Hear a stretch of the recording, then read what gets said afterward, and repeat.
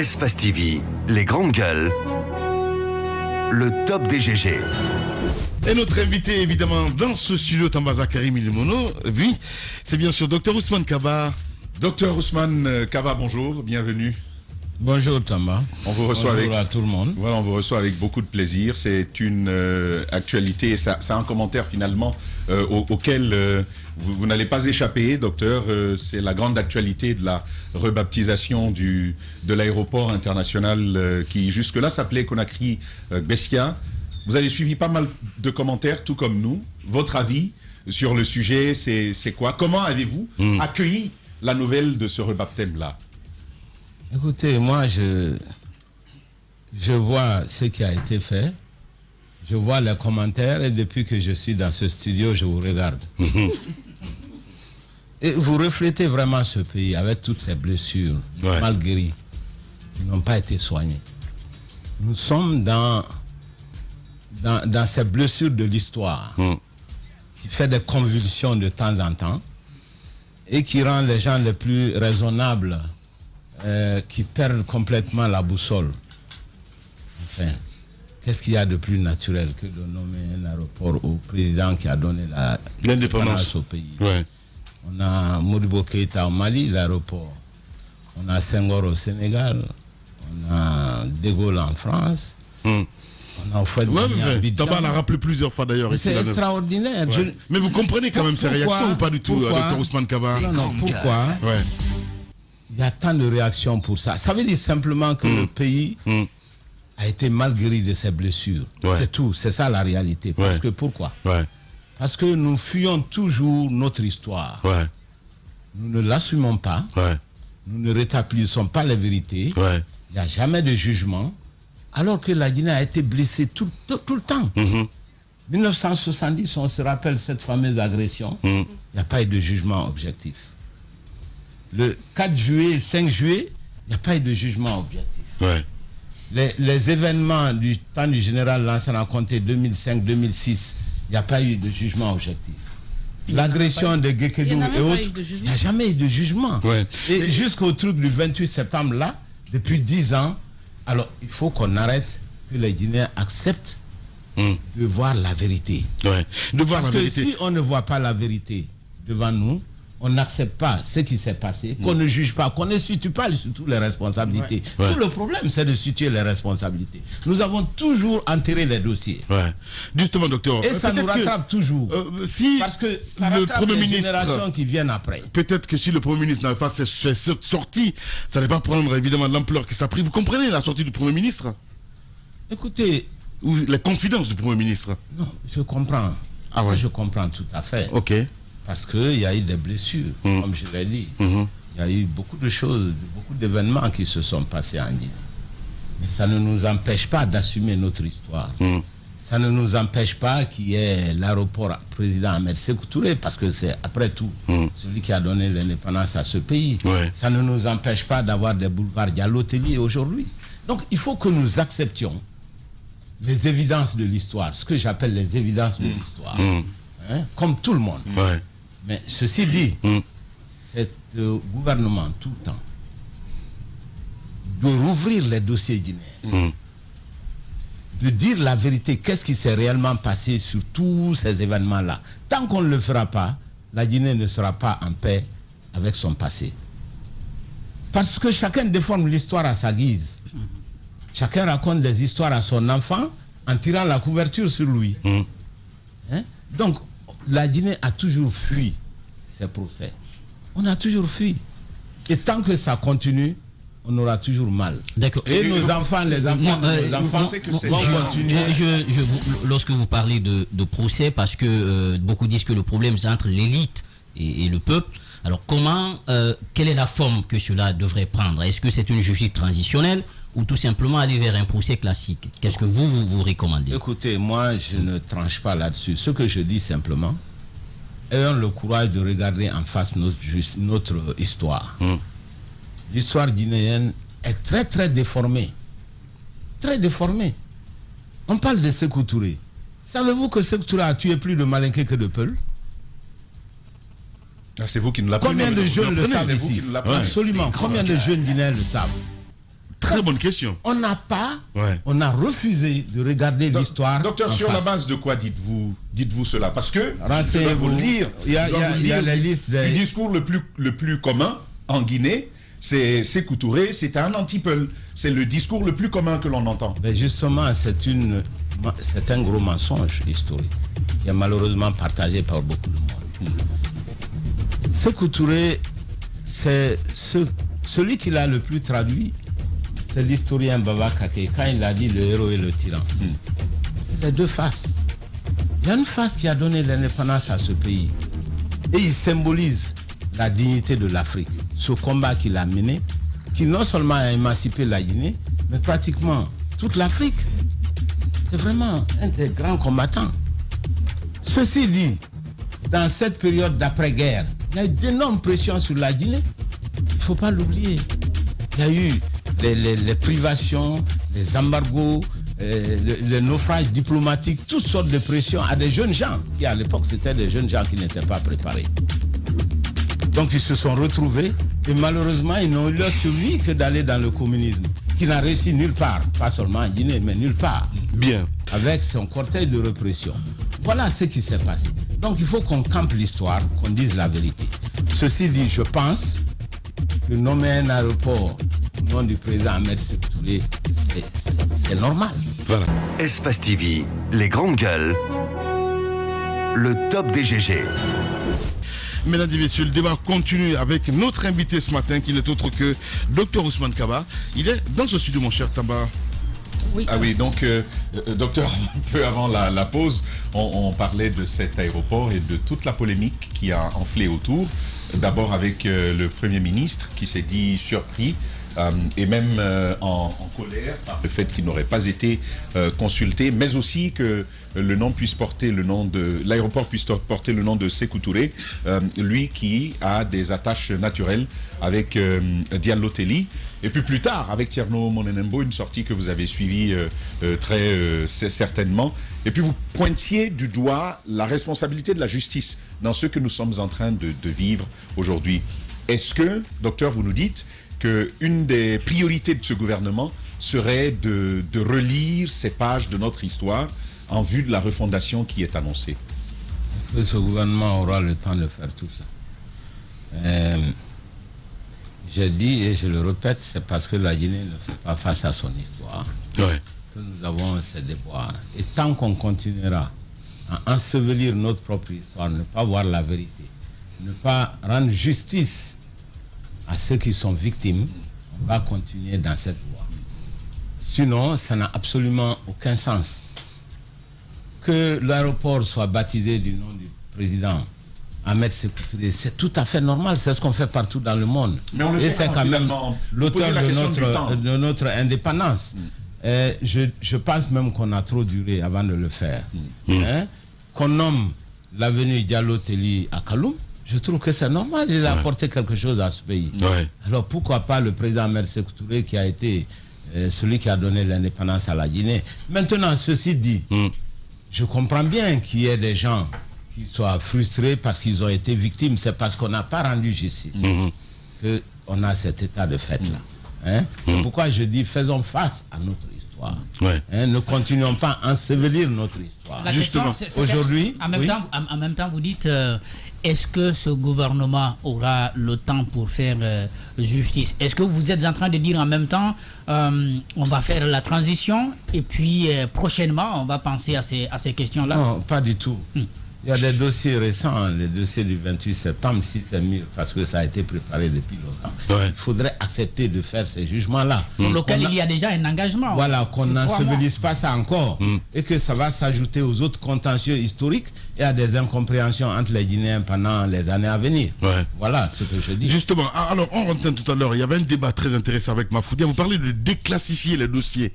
Est-ce qu'on peut dire qu'il y a des dossiers où on n'a pas le droit de parler du tout, comme le cas Sékou Touré, entre autres, Dr Ousmane Kaba? Non, pas du tout, on a le droit d'en parler.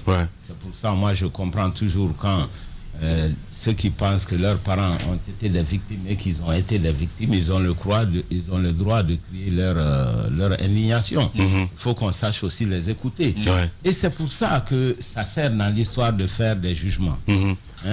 quand on ouvre les pages d'histoire, la vérité est dite, elle est purgée. Ouais. Mais Voilà. qu'est-ce qu'il faut faire justement mieux. pour rectifier un petit peu les tirs? Parce que évidemment, ce sont des Guinéens. Sékou n'a pas été que le héros, comme on le dit. D'autres disent que c'est carrément... non, mais c'est important. Un tyran, c'est très important. Qu'est-ce qu'il faut faire aujourd'hui? Est-ce que Doumbouya doit rencontrer les victimes, l'association des victimes de Kamboaro? C'est les deux faces, comme tous les grands hommes. Ouais. Comme en Côte d'Ivoire, comme au Sénégal, comme en France, Ouais. l'homme a toujours ces deux faces-là. Ouais. Il faut les assumer. Ce qui s'est passé en Guinée, c'est qu'on a toujours nié l'une des faces. Ouais. Ça dépend de quel côté on est. Bien. Hein? Et c'est ça qui n'est pas bon. Justement, 100 jours de CNRD, on en parle ce matin avec vous, Dr Ousmane Kaba. Allez-y, Jacques. D'abord, sur le plan politique, le CNRD qui arrive donc le 5 septembre, la première des choses qu'on observe, c'est qu'on change de régime et nous entrons dans une exception. Pour vous de l'opposition, déjà nous étions dans une situation exceptionnelle puisque le troisième mandat d'Alpha ne devrait pas intervenir. Comment est-ce que vous analysez les premiers actes qui ont été posés et qui se sont inscrits dans ce que Doumbouya a appelé la refondation de l'État? Écoutez, chaque fois que l'on veut savoir où on va, il faut savoir d'où on vient. C'est comme ça qu'on apprécie mieux où on va. Quels étaient les deux grands problèmes de la Guinée? Ce sont toujours les mêmes problèmes. Il n'y a que deux problèmes en Guinée en réalité, et qui ont été exacerbés, amplifiés par le professeur Alpha Condé. Le premier problème, c'est le problème de la liberté politique qui a été étouffée. Les dirigeants ont été embastillés. On a empêché des gens de voyager. Et la Guinée était étouffée sur le plan politique et de la démocratie. C'est le premier point. Le deuxième point, c'était le retard économique de la Guinée. Je rappelle que nous sommes toujours parmi les 12 pays les plus misérables de la planète. Ouais. Et le fait que notre jeunesse ne trouve pas de débouchés. Aucun jeune ne travaille dans ce pays. Voilà les deux problèmes qu'il faut camper. Sur ces problèmes, nous sommes arrivés devant un mur. Et est arrivé le CNRD qui a libéré la Guinée. Et tout le monde a pris acte avec espoir, avec beaucoup de fierté. Tout le monde a adhéré du coup, parce que nous étions dans une situation impossible. Et ça ne fait que 3 mois. Pendant ces 3 mois, qu'est-ce qu'ils ont fait, les jeunes militaires? Qu'est-ce qu'ils ont fait réellement? Premièrement, pour les deux problèmes que j'ai cités, prenez le problème de la liberté et de la démocratie. Ouais. Ils ont libéré tous les prisonniers politiques. Ils ont libéré les frontières, qui étaient fermées pendant près d'un an et qui avaient fait un grand désastre dans ce pays. Ouais. N'est-ce pas? Ouais. Ils ont complètement redonné la parole à tout le monde. Ils ont même donné la liberté de voyager. On n'entend plus de passeport confisqué. Donc ce côté-là, ils ont pris des mesures extraordinaires et extraordinairement courageuses. Ils ont même tenté de la réconciliation, aller dans des endroits spécifiques pour passer les plaies de la Guinée. Ouais, symbolique. Symbolique, mais c'est très important parce que le symbolique en politique et dans la vie des nations est une chose importante. Oui, oui. Il faut le faire. Ouais. Donc un bilan hautement positif. Sur l'autre plan, sur le plan économique, qu'est-ce qu'ils ont fait? On a dit le retard économique de la Guinée est dû à la corruption. Et là, je suis persuadé qu'il faut le savoir. Tout le monde devrait le savoir. Oui. Parce qu'on ne peut plus investir dans ce pays, on ne peut rien faire et tous les Guinéens restent au chômage à cause de la corruption endémique. Ouais. Ils disent on va s'attaquer à la corruption. D'abord, le paysage guinéen, on le regarde. On voit qu'il y a 5 organismes d'investigation au moins. Ouais. Mais il n'y a aucun organisme de jugement. Donc l'arsenal n'était pas complet. En Guinée, il y a les inspecteurs d'État, il y a l'inspection des finances, des grandes gueules. Il y a la Cour des comptes, qui est de l'investigation malgré le nom court, parce que ça trompe les gens. Oui. C'est juste de l'investigation, comme les autres. Tu as la lutte contre l'Agence nationale de lutte contre la corruption. Tu as l'ORDEF. Tu as au moins 5 organisations dont l'objectif est de faire des enquêtes. Mais tu n'as personne pour juger. Il ne faut pas l'oublier. Parce que le professeur Alpha Condé avait refusé de mettre la haute cour de justice qui devait juger les militaires les ministres et les chefs d'État. On dirait qu'il avait prémédité le pillage de la Guinée. Oh, il a complètement refusé de le faire. Non. Moi, je suis un homme objectif parce que je ne peux pas comprendre. Il ne faut pas tirer sur l'ambulance, mais non. Et c'est pas le seul élément. Mais c'est ce que je dis justement. C'est trop facile de critiquer comme ça aujourd'hui. Vous avez quand même été avec Alpha Condé. Il faut l'assumer aussi. Vous oubliez que je suis l'un de ceux qui l'ont le plus critiqué. Pas du tout. Si. Ben non, pas du tout, docteur. Vous avez été quand même avec lui. Oui. Vous avez été parce que je ne travaillé avec lui. Vous ne savez pas, docteur. Mais bien sûr. Eh ben. Comme tout le monde. Ben non, pas du tout. À chaque fois qu'on vous invite dans le studio, vous dites à chaque fois, non mais j'ai été naïf et tout ce qu'il y a autour. C'est trop beau. C'est trop beau, docteur. Mais non. Non, moi j'ai le courage de m'opposer. Mais non, mais c'est ce que je dis justement. J'ai le courage de m'opposer. J'ai le droit de parler. Ben oui, vous avez le droit de m'opposer. Mais à un moment donné. Mais non, docteur. À un moment donné, il faut assumer. Non, il faut assumer. Vous avez travaillé avec Alpha Condé à un moment donné. Je suis désolé, mais non. Non, mais attendez, c'est trop facile, je suis désolé. Allez-y. Non, il faut qu'on se comprenne. Oui, on se comprend très bien. Non, il faut qu'on se comprenne. Je dis bien, on était dans le domaine de l'économie. Oui. J'ai dit que ce pays est l'un des plus arriérés du monde. On fait partie des 12 pays les plus pauvres du monde. Ouais. Prenez le dernier rapport 2020 du PNUD qui classe la Guinée comme ça. Quand ils sont venus, on ne peut pas développer un pays en 3 mois, mais tu peux mettre des jalons. Pour mettre ces jalons, ils ont commencé par mettre l'arsenal juridique qui puisse permettre de combattre la corruption. Ça, c'est fait. En seulement 3 mois. Alors, moi, je dis globalement bravo. Je dis c'est une très bonne chose. Ça ne veut pas dire... Non, ça ne veut pas dire que tout est parfait. Ils ont avancé dans les 2 gros chantiers de la Guinée. Ouais. Et en 3 mois, moi, je dis que c'est très bien. D'accord. J'ai des réserves, moi aussi. D'accord. Sur la question économique globale, c'est que c'est très bien. C'est un très bon résultat par le CNRD. Vous avez mené des audits en 2010. Vous êtes un homme qui a l'expérience, certainement. Et Krief, oui, beaucoup l'ont salué. L'agent judiciaire de l'État, tout récemment, qui a fait une sortie où des noms ont été cités. Est-ce que, pour vous, c'est la procédure? C'était maladroit. Pour vous, est-ce que c'était la procédure qu'il faille suivre, vous qui avez quand même l'expérience dans le domaine? Vous ne l'avez pas fait à l'époque, justement.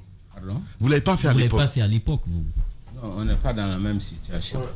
Non, mais il avait présenté quand même les dossiers sur lesquels le travail avait été fait. À l'époque, et c'est l'une des choses que je reproche objectivement au professeur Alpha Condé, c'est que nous lui avons donné les rapports d'audit qui avaient été commandités par le président d'Addis, donc qui a fait l'audit de la période précédente. Ouais.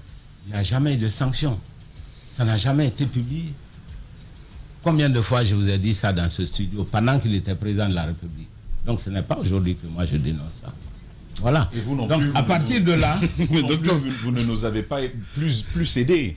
Parce que ce sont des rapports qui sont restés comme secret défense, auxquels le dossier classé, impossible justement d'avoir accès. Encore une fois, vous qui avez fait ce travail, docteur, je comprends les obligations de réserve qui sont les vôtres, mais parfois je pense que le devoir que l'on doit à la nation doit, face à un tel blocus de la part de l'exécutif, mais il a sermenté, vous obliger.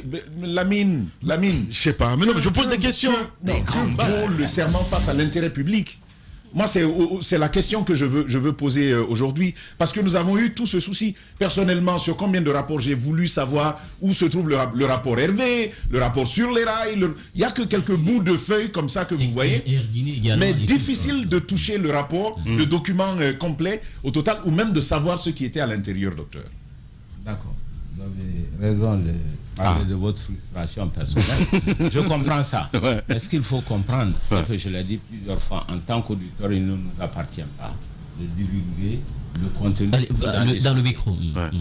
C'est simplement une question de déontologie. Est-ce que vous allez alors remettre ce rapport? Est-ce que vous allez le remettre au président de la transition? Moi, je connais ce. Absolument. On va le laisser parler. Absolument. Ouais. Une question. Non, il n'a pas fini. Laissez finir. Je disais donc, il y a les 2 aspects sur lesquels il y a eu progrès. Il y a eu l'aspect politique liberté.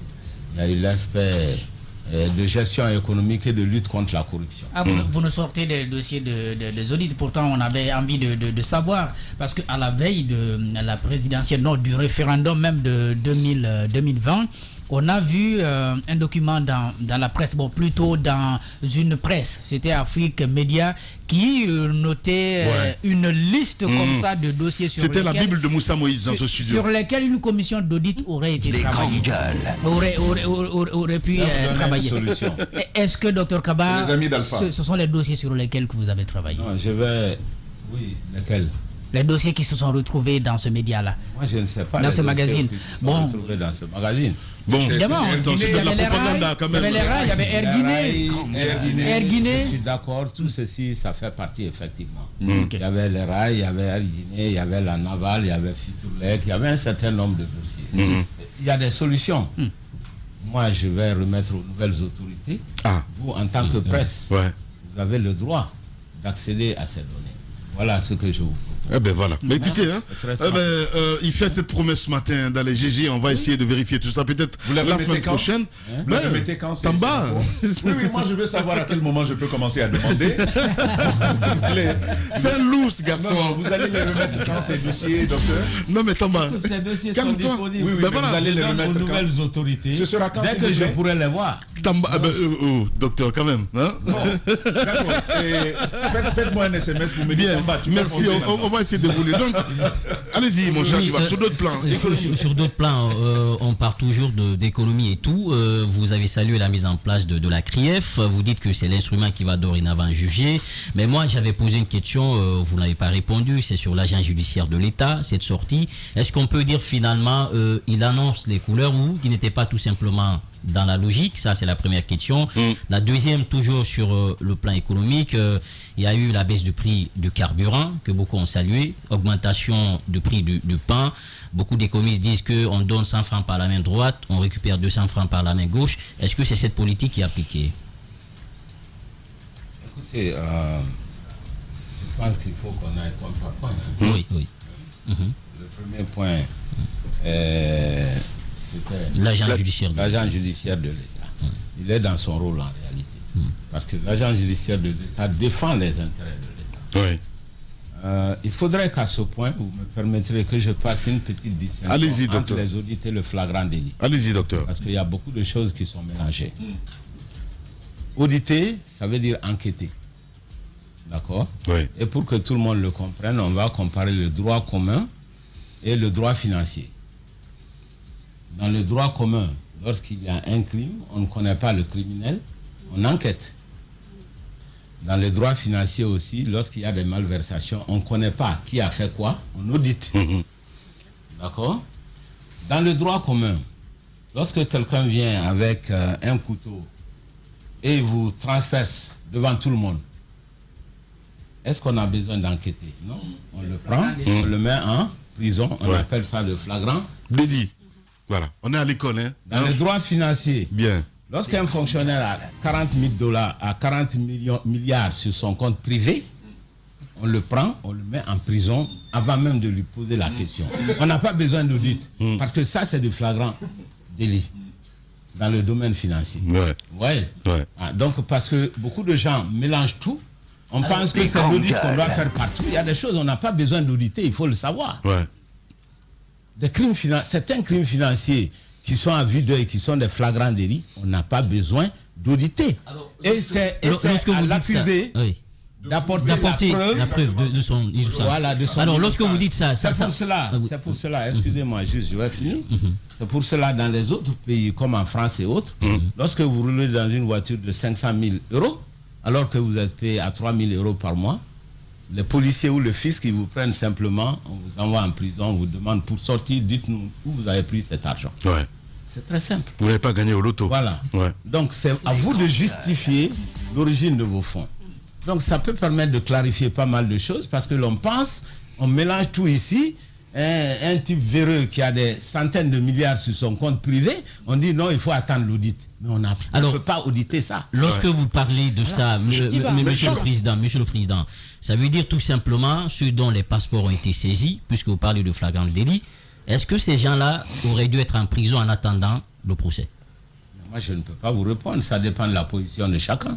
Je n'ai pas les éléments d'information. Je ne peux pas vous répondre. Justement, non, mais il se réfère un petit peu au DAF, en fait, parce que... Justement, au DAF et tout ça. Il y a le cas des DAF dont on a entendu parler. On parle de certains dont on a découvert, sur le compte de qui on a découvert quelques sommes importantes et qui ne sont pas en prison. Oui. Qui sont sommes, ça veut dire quoi? des milliards de francs guinéens, Voilà. qui sont sur leur compte et qui ne sont pas inquiétés, qui sont en Voilà. liberté. Il y a eu le cas de quelques cadres cités par l'agent judiciaire de l'État. Je veux citer Yacine Diallo, je veux citer La directrice du port autonome de Conakry. Yacine s'est défendu dans la presse en disant qu'il ne se reconnaît pas dans les accusations faites par l'agent judiciaire de n'avait l'État. pas des milliards sur son compte privé. Non, je parle de la méthode choisie par l'agent judiciaire de donc, l'État. Non, Est-ce que pour vous... ne mélangeons Non, pas. je comprends ce que vous dites. tous les dossiers. Je parle des méthodes de monsieur de Maître Sampil, qui a fait une sortie dans la presse. Sur 75 dossiers, il a rendu public 4 noms de personnes.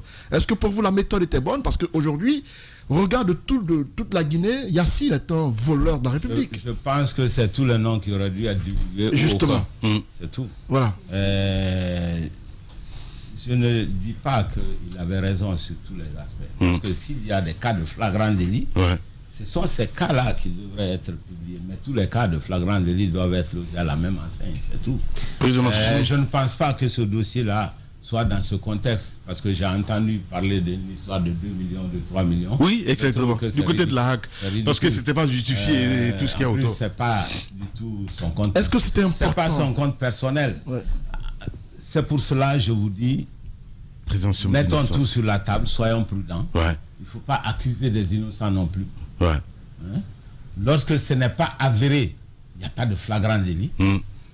Prenons le temps de savoir qui est coupable, qui ne l'est pas. Bien. Justement, en parlant Donc, de ça... en mélangeant tout, on retarde justement la lutte contre la corruption. Mais justement, parce que si vous qui avez... vous ne faites pas attention, vous allez avoir beaucoup de victimes inutilement et ça met à l'abri les grands voleurs. Alors, quelle doit être, attends, s'il te plaît, quelle doit dans ce cas être la démarche du CNRD? Au bout de 3 mois, on se retrouve avec les mêmes amalgames, on accuse tout le monde, tous les ministres sont coupables, tous les DAF sont coupables.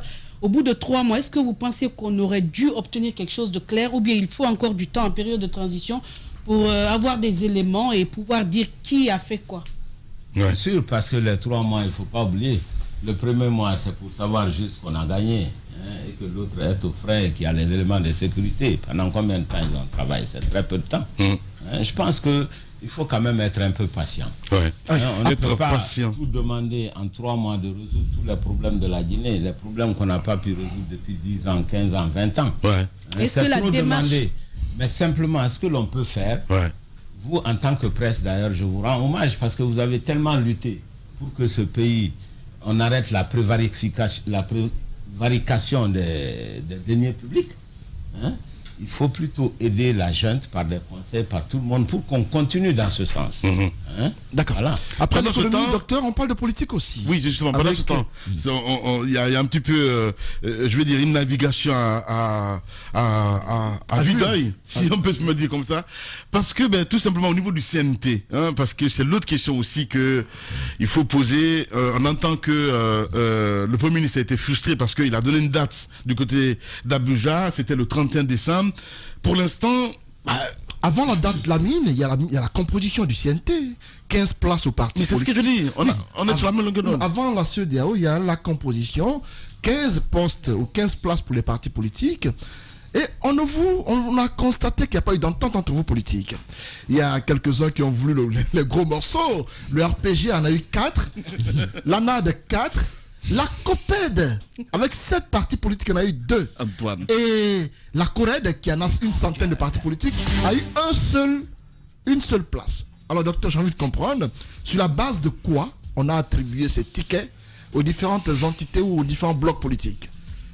Écoutez, vos questions sont tout à fait des questions normales. Parce qu'on se pose beaucoup de questions. Et on a le devoir d'expliquer un certain nombre de choses.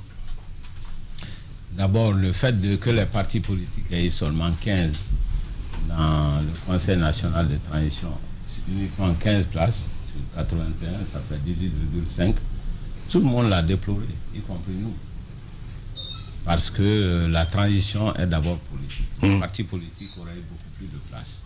Mais les choses étant ce qu'elles sont et que c'est déjà contenu dans la carte qui a été publiée et qui a été accepté par nous tous, n'est-ce pas? Comme un fait accompli, nous avons pris acte. Donc ce n'était plus le moment de revenir sur ça. Hein? On a laissé tomber. Maintenant, quand vous dites les partis politiques ne se sont pas mis d'accord, je ne suis pas du tout d'accord avec vous. Au contraire, je pense que pour une fois, pratiquement presque tous les partis politiques se sont retrouvés. On a eu toutes les plateformes qui se sont retrouvées. Il n'y a eu que 2 qui ont fait, qui se sont pas associés à la démarche. Mais c'était sur le tard, pas au départ. Pas au départ, et sur le tard en plus. À part ça, donc il y a eu quasi unanimité, il faut le dire. Mais des partis non des moindres. Lesquels? Des coalitions non des moindres. La plateforme de Mamadou Sylla, avec des candidats aux élections présidentielles dernières. Oui, avec il y a aussi le CPR de Faya Milimono. Attendez, loin de moi l'idée de minimiser qui que ce soit, mais j'étais partie prenante. On a tout fait pour que ces gens-là viennent, ils ont refusé. Ils y étaient, docteur. Wow. Ils y étaient, docteur. Attendez. Non, on veut bien entendre. On veut bien entendre. Mais ils y étaient. C'est pas qu'ils ont. Non, ils étaient partie prenante des discussions. On les a eues ici au téléphone. T'étais pas quand même, je veux dire. Oui, mais ce que je veux dire, c'est que j'ai quand même le droit de. Oui, exactement. Maintenant, je vais vous dire. Il n'y avait aucune raison de se retirer. Le micro. Parce que au départ, ils ont dit non, nous on a convoqué les gens, ils ne sont pas venus chez nous, ils vont chez les autres. C'est à cause de ces difficultés qu'on a mis à l'hôtel, qui était un terrain neutre. Parce que vous savez, les hommes politiques, ils ont des égos surdimensionnés. Ça, c'est pas que la faute. Les grandes gueules. C'est à vous tous. Non, pas du tout. On est allé dans un hôtel. Ça veut dire qu'on ne va plus parler, on a fait chez moi, on n'a pas fait chez moi.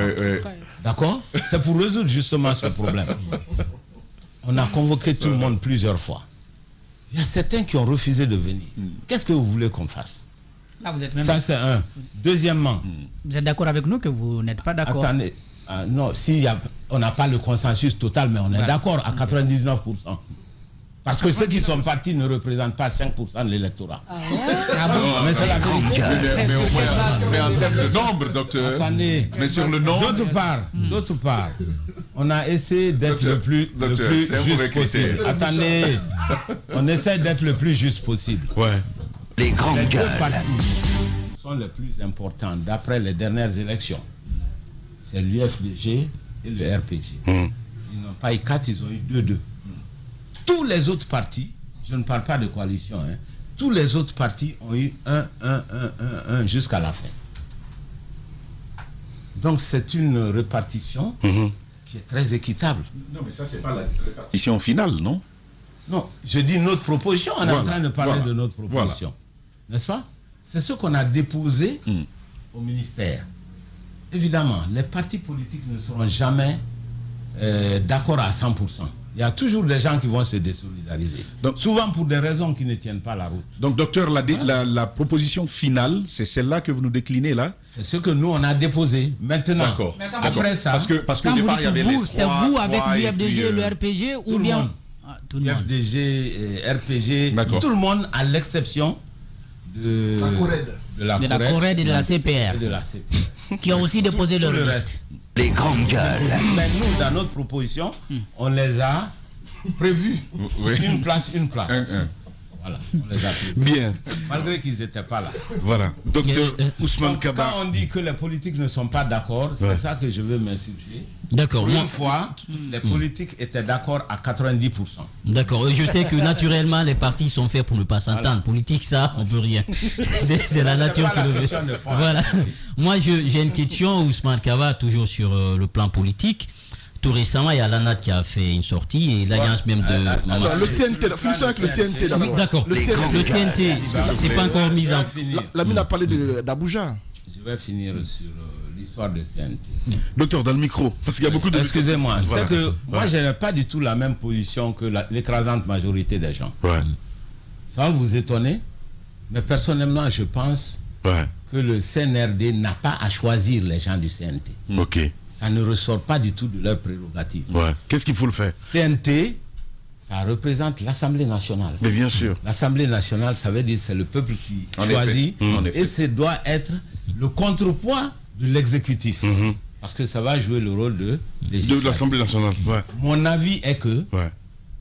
le CNRD n'a pas à choisir les gens du CNT. Je dirais même que c'est un piège. Parce que quand ils vont choisir, qu'est-ce qu'on va dire après? Les politiciens le savent, ils se taisent. On les laisse foncer dans le mur. Ouais. Oui, dans le mur. Ouais. Parce que quand ils vont finir de choisir, on va dire ça ne représente que vous, ça ne représente pas le peuple, c'est vous qui les avez choisis. Donc ils n'ont même pas choisi. Donc qu'est-ce qu'ils doivent faire? Ils doivent réouvrir la procédure, Non. vu que vous avez donné plus que requis. C'est une erreur. Moi je dis, nous avons fait des propositions, nous les hommes politiques. Chaque entité de la société civile a fait des propositions. Ils les mettent ensemble, ils les publient. Ce qu'eux doivent choisir, c'est simplement les personnes ressources, je crois. Non, docteur, vous C'est ne comprenez 706 pas ma dossiers, question. 706 candidatures. Il y a sur 706. places. Chez les jeunes, par exemple, il y a 86 dossiers pour 5 places. Comment Vous faire? voyez, c'est là la question qu'on pose. Non, vous voulez embrouiller la question. Je vais vous dire, les jeunes, il y a eu déjà des consultations, Ouais. des concours. Les gens ont dit, voilà, nous choisissons une personne basse-côte, une personne haute-dîner, etc. Ils ont donné des noms. Maintenant, si vous recevez 1000 candidatures et que vous dites non, j'ai 1000 candidatures, c'est votre problème. Ouais, parce Ils que- ne représentent pas les gens tels qu'on les a choisis. On a vu la lettre C'est du simplificateur, si tu permets. ministre de la Jeunesse adressée au ministre Moïse Non, mais Condé. c'est- Les syndicats ont fait des C'est choix. simplifiant. L'organisation des jeunes, ils ont fait des choix. Ouais. Le CNRD devrait simplement se contenter de publier ses choix. C'est simplifiant, docteur. C'est simplifiant. Ce que vous dites, c'est vous compliquez simplificateur. pas la vie. Non, mais ce n'est pas cela. Je vous donne deux exemples. Après, vous réagirez. Les partis politiques, il y a votre liste. Mais il y a aussi la liste des deux autres coalitions. Et du PIP. Voilà, et du PUP. Ça, c'est une chose. Deuxièmement, je vous donne, dans votre cas, par exemple, quel sera le critère de sélection du CNRD pour dire on va préférer la liste de tel ou de tel? La majorité. Voici un premier problème. Non, mais Antoine, ce sont quand même des coalitions. Et avec plusieurs dizaines de partis à l'intérieur. Il y a une majorité. Non, mais je vais terminer. Je vais terminer. Laisse-le finir, s'il te plaît. Disons la vérité. C'est pas toi. On n'a que 10 minutes, les gars. Allez-y. Donc il s'agit de coalitions avec plusieurs dizaines de partis à l'intérieur. Comme celui, par exemple, de Mamadou Sylla, c'est la question que je pose. Comment le CNRD choisira-t-il entre vous, votre proposition et la leur? Première chose. Je vous donne l'exemple de la presse. Nous, de la presse. Non, c'est la même question. Hein. Il y a nous, la presse, par exemple. Il y a les associations de presse qui ont déposé une liste. Mais il y a le syndicat des journalistes qui a également déposé sa liste. À ce moment-là, le CNRD va choisir comment? Et finalement, est-ce que vous ne comprenez pas ce que le CNRD dit? On a demandé des propositions qui nous permettraient de consolider 81 personnes, mais finalement, on se retrouve avec des propositions qui nous amènent à plus de 700. Est-ce que vous n'avez pas compliqué le travail du CNRD, vous, les acteurs globalement pris? Et comment on peut régler ça? Faudra-t-il réouvrir la procédure pour vous ramener vos listes et vous demander de vous entendre à nouveau? C'est la question que je pose. Parler des journalistes, c'est que vous êtes parmi ces acteurs-là. Ben oui, on en fait partie. Voilà, je l'assume pleinement, c'est pourquoi je pose la question. Merci. Je pense qu'on complique ce qui est simple. D'abord, si je prends pour le cas des politiques, parce que tout le monde est content de dire que les politiques ne s'entendent pas. Le micro. Mais la réalité est que... Baouri nous a dit qu'ils s'entendront pas. Attendez.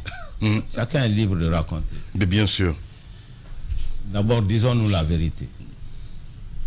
Sur quels critères vous allez prendre les partis politiques si ce n'est pas les résultats des élections? Il n'y en a pas. C'est le seul critère. Non. Il peut y en avoir d'autres. Le poids électoral. Oui. Non. L'existence d'un parti politique, c'est Les grandes gueules. bien trop complet. Une existence sur le territoire national. Mais une existence sur le territoire national, ça c'est un critère important. Oui, mais c'est ça qui se résume. C'est ça qui... Pas forcément. Attendez une seconde. Il y a de petits partis qui sont partout. Oui, mais vous me laissez répondre. Je suis d'accord, en fait, c'est à Diba finalement. Vous avez trop de répondants pour votre question. Parce que le seul critère de distinguer les partis politiques, c'est le résultat aux élections. Que ce soit ici, que ce soit dans le monde entier. Vous pouvez tourner comme vous voulez, vous n'en trouverez pas. D'accord? C'est le seul critère et l'unique. La présence sur le terrain, tout ça, ça se matérialise dans les résultats. Si vous êtes présent sur le terrain, forcément, vous avez des bons résultats. N'est-ce pas? Voilà comment c'est fait. Donc, quand on réunit les partis politiques, on est obligé de regarder les poids des différents partis politiques suivant différentes élections. Il y a beaucoup de méthodes de classification. Ce qui s'est passé, je peux vous assurer que c'est quelque chose de fair, de juste. Les plus grands partis n'ont eu que 2. On a tenu compte de la dispersion. C'est pour ça aucun autre parti n'a eu 2, à part le RPG et l'UFDG. Aucun autre parti n'a eu 2. Tout le monde a eu un jusqu'à la fin. Voilà.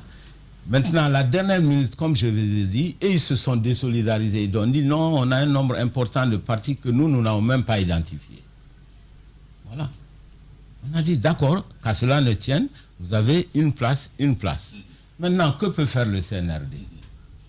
D'abord, si vous dites ils ne sont pas d'accord, on les met sur le même pied d'égalité, ce n'est pas vrai.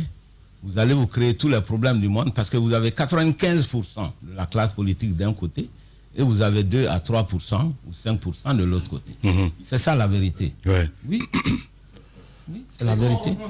Donc, à mon avis, le CNRD doit trancher en prenant la grande majorité, les listes qui ont été données par la grande majorité. Maintenant, si vous dites, non, moi je ne prends pas ça, les gens ne sont pas d'accord, je dois choisir moi-même. Au nom de quoi tu vas choisir toi-même? Comment comprenez-vous ce retard accusé pour sa mise en place? Il y a eu le cas Abuja où il y a eu contradiction carrément entre les émissaires du gouvernement guinéen et le CNRD. Comment comprendre ce retard dans la mise en place du CNT? Là, c'est l'autre question. Oui. Oui. Moi, je ne suis pas dans les coulisses du gouvernement. Mais ce que je peux vous dire, ce n'est pas une bonne chose qu'il y ait cette contradiction. Et mon conseil personnel aurait été de dire au CNRD de tout faire pour que ces listes sortent avant le 31 décembre. Ouais. D'accord? Quand on prend le pouvoir, ça veut dire qu'on prend le pouvoir de décider. Même s'il y a 1 million de personnes, décidez. Prenez selon vos critères, mais finissez avec cette histoire. C'est tout. C'est-à-dire que le CNRD peut bien choisir parmi les listes que vous avez envoyées et peut-être pas forcément les noms que vous avez proposés. Ça vous aiderait? Ça vous plairait? Ils n'ont aucun droit de le faire, de changer les noms. À supposer par exemple, vous... Il n'y a pas à supposer. Moi, je vous dis, ils n'ont pas le droit de changer les noms. Je vous dis tout de suite une chose. Voilà. Parce qu'il faut être clair. Non, je pense que ce que Jacques veut dire par rapport à ce que Tamba disait tout à l'heure, supposons que le CNRD aille avec les 5% dont vous parliez, vous accepteriez? Vous pouvez accepter les 5%.